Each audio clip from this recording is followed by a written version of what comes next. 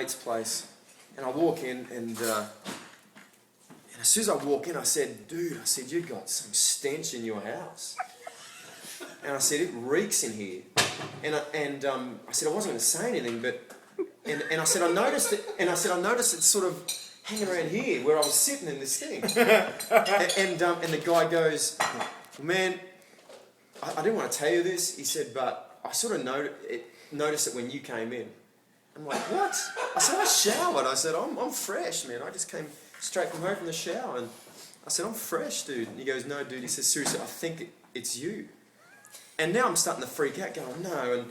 And I said, I was convinced it wasn't me. And then he came over and he's sniffing around me. And he said, "Yeah, dude, it's you." And I'm like, "You're kidding me."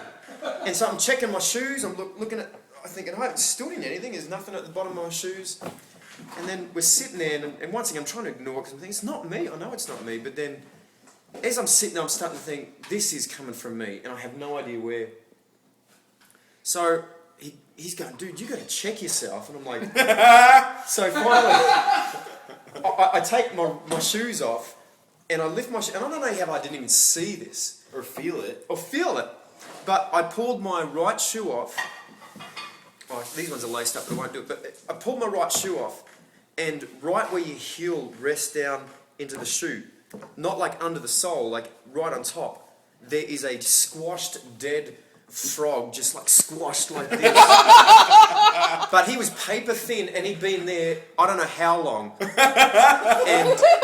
and it reeked. There's like dead carcass of a frog just squashed like this. And I'm thinking, just stepped right into him. Yeah, but I mean, he was gone. He was like that. He was pancaked. He'd been there for a while. But there was a time where I put my foot down on a fresh frog, and I didn't even feel it. How does that happen? You don't feel it. Dude, that's crazy. And I'm walking around with a squashed, wet frog in my heel. How did I not feel that? For weeks, for weeks. Oh my God. It makes me think that somebody found it squashed on the street and put it in your shoe. Man, I don't know. Maybe. That's worse than like pooping in your underwear and walking around for Yeah. weeks and not noticing. Yeah, exactly.